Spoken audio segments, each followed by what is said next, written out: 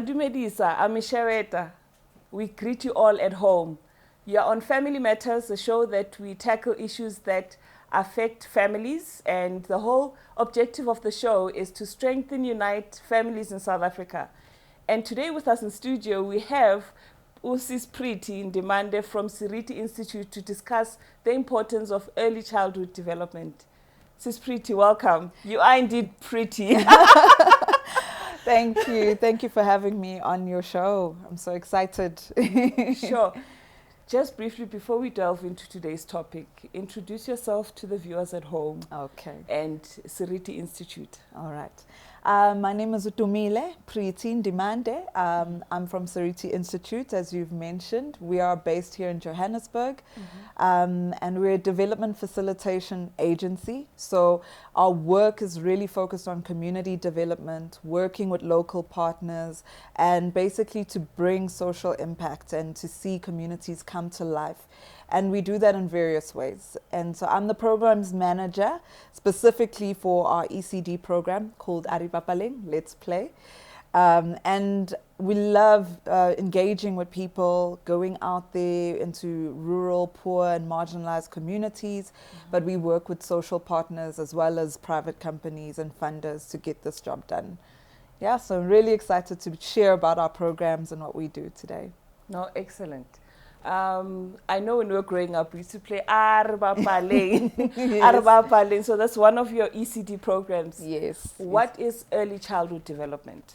So early childhood development is the stage from when a child is born right up to about age 8. So it's that school readiness period, just before they start school. So usually we know there are daycare centers, play groups, creches that children will go to, which nowadays I think they call them grade triple R, you know, all the parents are like, oh, there's so many R now. 000. So Okay. it's those early years, and you're trying to prepare the child for school, because when they get into that system and the education system, there's a lot of pressure, a lot of demand, and so there's a privilege of having that one-on-one interaction as a parent with your child. And as you notice also in the creches, the way they do school is very different.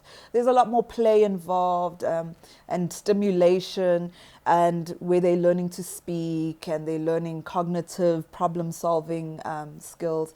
And they're also getting their muscles strong and building muscle memory. So there's the gross and fine motor skills that they're learning at that stage, and learning how to engage with other children and learning to engage with adults. So that's the emotional and social development. So there's a lot of different milestones during that period that parents need to observe.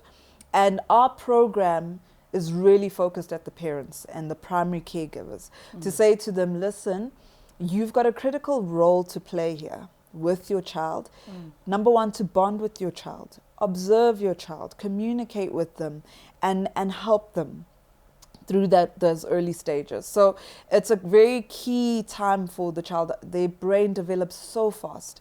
Apparently by the time the child is 5, 90% of their brain is developed.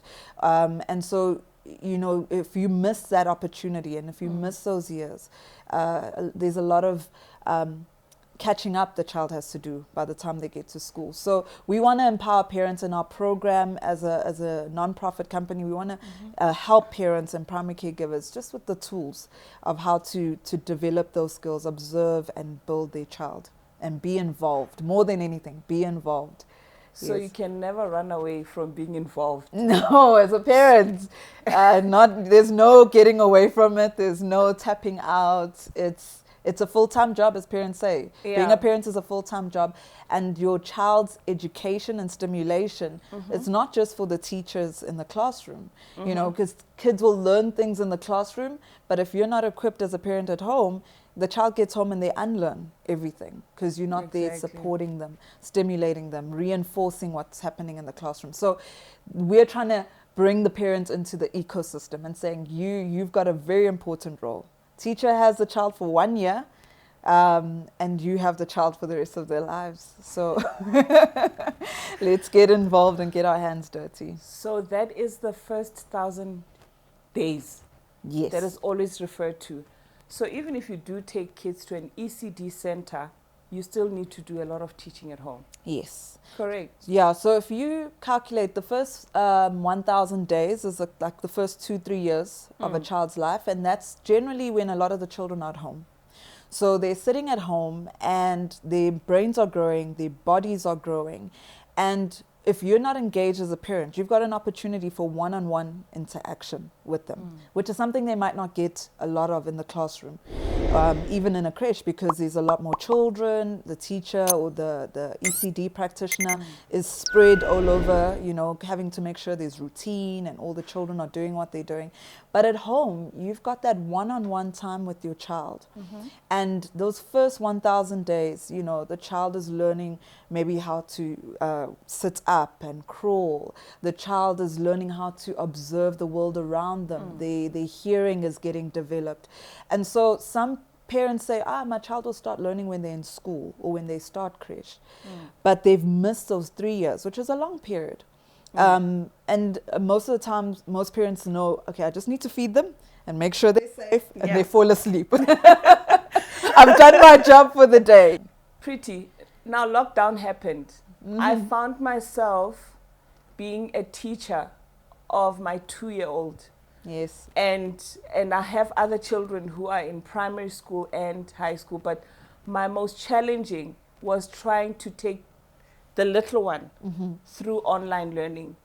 And I think I almost had a mental breakdown, I want to be honest with you. Now, we have mothers, we have caregivers who are at home, and they were also stuck with these little people at home and having to teach them. And then after lockdown, some of the kids couldn't even go back to creches. Yes. Or You some know, creches have closed because of funding. They've actually closed. Yeah. You know, and I know that government is Lack of very, funding.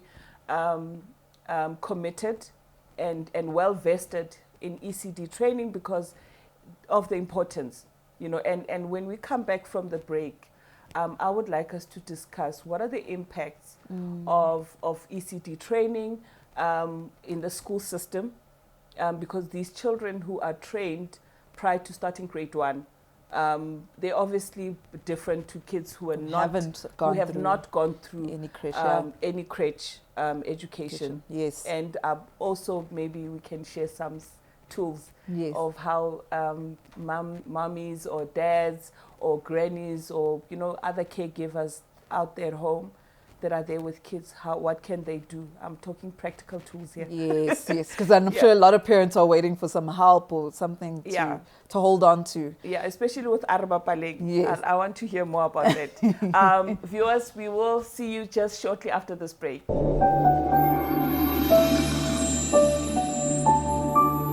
Welcome back to Family Matters. We are discussing the importance of early childhood development. And in studio we have SERITI Dimande, who's from SERITI Institute. Just before the ad break, I told you that I almost had a mental breakdown. During lockdown. Yeah, during lockdown. Yeah. Trying to teach my 2-year-old.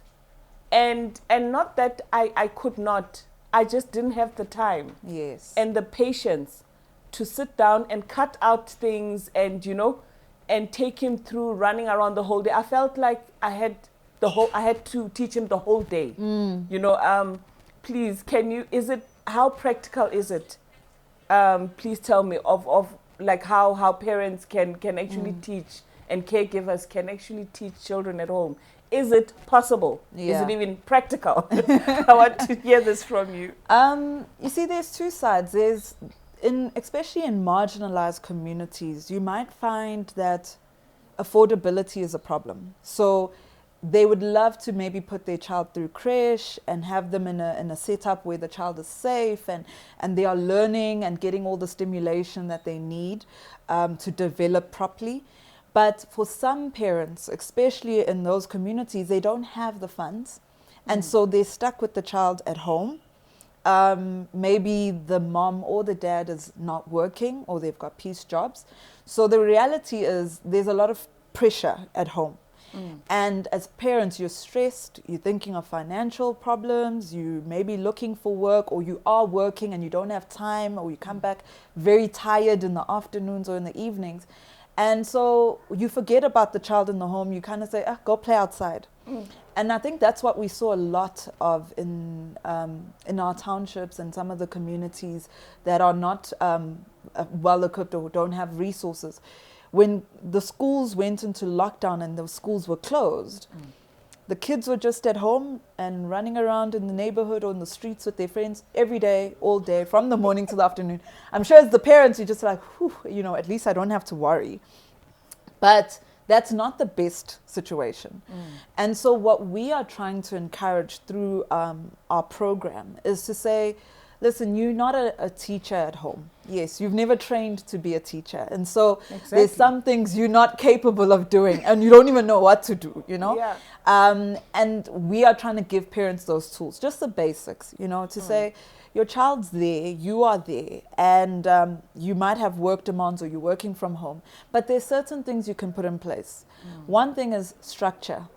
A lot of parents struggle with creating a bit of order and structure in the home. So the same way there's time for the child to eat and there's time for the child to go to sleep, you actually have to create time for that educational stimulation. And so making sure that there's a play area, a very safe play area for the child. Leave them with a few toys. Legos are sometimes very expensive for some parents, but if they but if they have an opportunity to get a hold of Legos, we work with a lovely organization called Care for Education, and they also connected with the Lego Foundation, and they give us these six bricks pack that we give to each of our parents at our workshops. And there are so many things you can do with Lego. You can teach a child about colors, you can teach a child about numbers, and you can touch them, and then you stimulate the sensory skills and muscles and stimulate the brain so the child can feel the rough and feel the smooth. You can play games outside, so have opportunity to have playtime indoors and playtime outdoors. Reading is so important, and I think some parents don't have time, but you don't have to put hours and hours. You can just have 10 minutes or 20 minutes of reading time with your child. When you're doing your chores, get them involved. I think sometimes you think they're gonna be in my way or they're gonna make things dirty. Let the child play, let them get dirty. They get to see and feel things. And touch the soapy water and wash the clothes. Exactly. And tell them that, look, I'm rinsing clothes now. I'm hanging the clothes. And you go get your doll's clothes. And you wash your doll's clothes and come hang them outside with me. You're involving them in the everyday things that you do. And the child gets to understand the world around them. And they become creative, they become curious, and they are learning. Talk to them as you're doing things. You know, as you saying, this is a t-shirt or that's a pot, mom is making dough. You give them their own little dough. You know how good that is for fine motor. You know, like, you know, preschool teachers use putty to develop those muscles, those fine motor skills, and to strengthen the child's muscle. You can do that by making dough at home. Involve them in your baking and your cooking and the chores and the cleaning. And cutting onions, like basically everything. Well, the cutting onions, depending how sharp the knife is. Okay, well, but the older they are. The older they are, they can help you mash the potatoes or mix things into a bowl. So instead of making it a burden or feeling overwhelmed as a parent, like, now what do I do with my child? Actually, in all the everyday things that you do, take them along, involve them, because they are learning by watching you. They are learning by interacting. And when you talk to them, they're learning the names of things. They're learning, oh, mom goes shopping. Say to them, come sit next to me. Let's make the shopping list together. Yes. What are we going to buy? What are we going to buy? Mom's got limited money this month, so I can't buy all the fancy things or the toys, the sweets and everything that they want. And you let them say, I want a lolly. Maybe they can have a lollipop. Then today we're buying only one. Yes. One lollipop. So they don't cause a scene when you get to the shops like, I want 5 or a packet of sweets. Because you've actually spoken to them and told them, we're on a mission. We're going grocery shopping. Here's our grocery list. So for parents who can afford to take their kids to a creche or a daycare center, that's brilliant, because then you know that they're getting that stimulation and they're learning. But then at home, you need to be aware of what they're learning in school so that you can support the teacher and you can support the ECD practitioners. And so whatever's been learned at school, if the child is like pointing and naming, you can say, oh, they're doing pointing and naming of things this week. Yes. So let me encourage that at home. Don't say, hey, you are rasa. Why are you making so much noise? Keep quiet. Go sit and watch TV. You know? No, exactly. So Yeah. it's very important that we build that connection and that collaboration between the teachers, the children, and the parents and the community at large. That is the key message we're trying to bring out as SERITI Institute through our Bapaleng program. I love how you pronounce Bapaleng.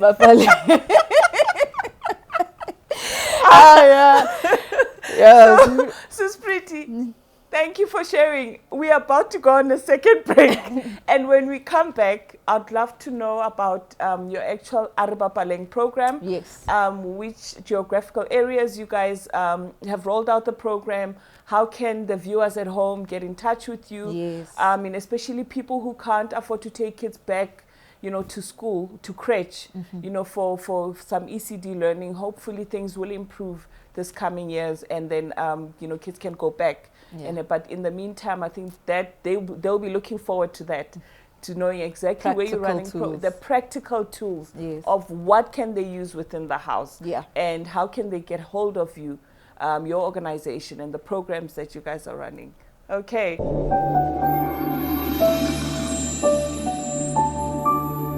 Welcome back to Family Matters. We are with Usis Priti Ndimande from SERITI Institute. We're discussing early childhood development. Usis Priti, what is the difference, before we go into Bapaleng program that you guys are running? What is the impact of early childhood development, and the difference between a child who's been for early childhood development and one that hasn't, when they all get to grade 1? What studies, in terms of the studies that have been conducted, what is the impact? Well, as a teacher in the classroom, and this is a lovely thing with our program, we also have some of our ECD practitioners who just come through for refresher courses, or, you know, to just be reminded of what they learned, but also to hear the new research that's come out and to know the new skills. And so one of the things you find, and the teachers do express this quite strongly, that they can tell instantly from even grade R level which child has gone through some type of ECD training before they started grade R or grade 1, compared to a child who has not gone to any type of early childhood development center or crèche or playgroup. And so one of the things is a simple thing like holding a crayon. We don't understand why some of these activities are done as parents in the classroom, but that is, you can see if a child can't hold a crayon very well because their fine motor skills have not been developed. So they will struggle, and maybe to steady their hand and color in or trace. Or if you use those child-safe scissors and a child is not able to coordinate their hand coordination very well. Or when you're playing outdoor games. I coached for many years, and you can also tell, and if you throw a ball at a child and their reaction is slow, then you realize their hand-eye coordination hasn't been developed. So a simple thing like playing soccer or throwing a ball to your child at home, it's not just to keep them busy. Actually, you can watch how fast their reaction is. Do they watch the ball pass and then try and kick? You know, you've seen that. Or they try and catch a ball and the ball's already hit them and then they go like this. It's those little things. And so picking up if a child can interact with other children. So emotional and social skills are developed in those early years. And so you need to be able to observe those things as a parent, and the teachers are already aware of what to look out for, and they can tell that child was not exposed to play groups or play time with other children. Because you don't realize how powerful it is when children play. And when they're playing outdoors, they're learning negotiation skills. Also being kind, I think, to other children, you know. Let's learn to share, and that this is not all mine, you know. A child that's been at home all the time, maybe with doesn't have other siblings to play with, or the older siblings, so they don't have enough interaction time. They just know all of this is mine. And if I want that toy, it's mine. And if I don't get it, I cry, I kick, I cause a scene, there's tantrums and all of that. So a child who's been engaging with other children, can interact with children in the classroom a little bit better. Not that it will be smooth, but the teacher can tell, oh, this one knows, okay, I must share. Maybe they learnt it at home, or maybe they've been taught at the creche. And so there's those little things that you can pick up, and more obvious things, like the child maybe can't count. They struggle with speech. They've fallen behind maybe in learning how to pick out colors. You can tell that child doesn't know yellow versus green versus like blue. Your basic the colors, basic things, so they might not know how to write those things out because they're still going to learn that at school, but they should be able to tell this is different from that. This texture is smooth, that's hard, you know. And, you know, there's other things where when you've seen your child can develop those skills, they can zip up their own jacket. You know, that's a simple thing to see. Oh, the fine motor skills. A child can zip up their own jacket or put the Velcro over their shoe. So teachers know what to look out for, and we're trying to encourage parents to see those same things at home, because then you've got time. You've got time to develop those skills and prepare your child better. I was having a conversation with two mothers just last week, and I was saying to them, you know, the world we're going into is a very digitalized world. And we hear about the fourth industrial revolution. Children are learning coding and robotics at school. And so if we're not doing the basics well, and this is why I think government is focusing on ECD so much, because if you're going to try and teach that to the children and help them with problem solving and all these foundational things they should have learned at the early years, and you're trying to train the children at a later stage, and now you're bombarding them with all this technology and this language, they haven't learned the basics, and so it will be harder for them to grasp that. So we're trying to prepare children for a future we don't even know. Oh, exactly. I mean, parents don't even know. We didn't know lockdown was going to happen. No. Everything has gone online. Working from home through Zoom meetings and webinars. And so how do you prepare your child? And that's the key thing, is that we need to be involved. And it requires everyone. And so that they have a better future and they can take on the new who knows what is coming.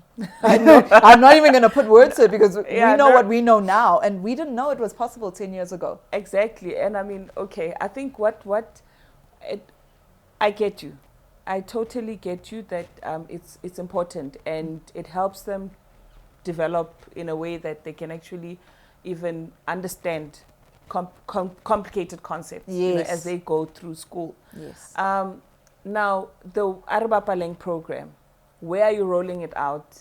How can the caregiver, the mom, the dad at home get in touch with you, especially people who live in crowded homes, in crowded spaces where they might not have a space to create a play area, you know, in their home. So if you could share with the viewers at home, where are you rolling out the programs, and how can they get in touch with you?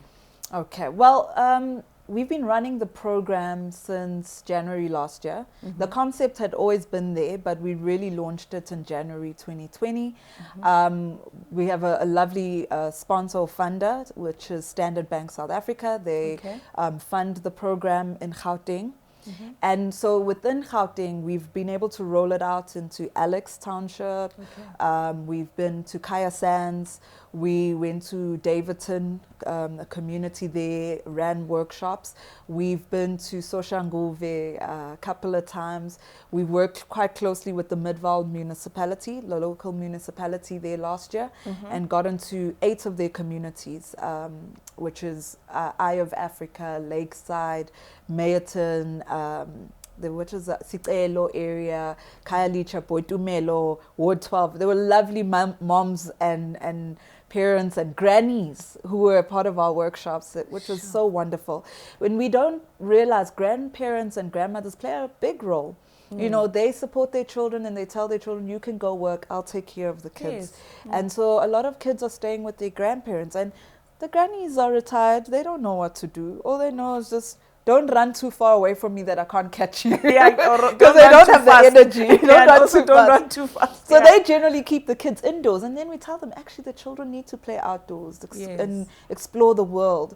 And we've also been to other areas in Gauteng as well. I'm just trying to think of some of the other areas we've been to, besides the Soshanguve and Kaya Sands areas I've already mentioned. But we're trying to broaden the program, Yeah. and broaden the footprint. So we are looking for partners in other provinces. Are these like NGOs and Local partners, yes. We Okay. work a lot through local partners. We don't come through like we're the heroes and we're going to save the Yes. community. We get in there and we say we've got a resource, we've Okay. got a program, we want to run workshops and equip the parents there. And we usually find a local NGO to work with that's focused on ECD or children. We work with churches. Okay. They've got moms groups in churches, Oh, and a definitely. ladies group. Yes. And so we work with them. We getting into centers, you know, safe centers for women.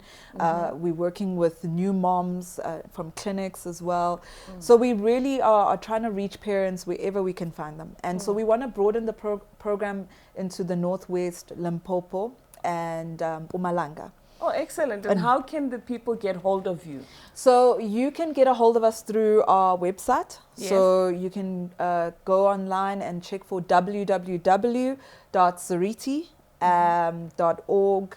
Sorry, did I say www.seriti.org.za? And SERITI is SERITI, SERITI. yes, dot org. .org.za. .za. Yes. Excellent. And you can also check us online on our social media platforms at SERITI Institute, Yes. on Twitter, Instagram, YouTube, and Facebook. And we also run other programs. We've got one called Work, Learn, Grow, which focuses on teaching people about how to start gardens, homestead gardens, Wow. as a way of food Yes. sustainability, food security.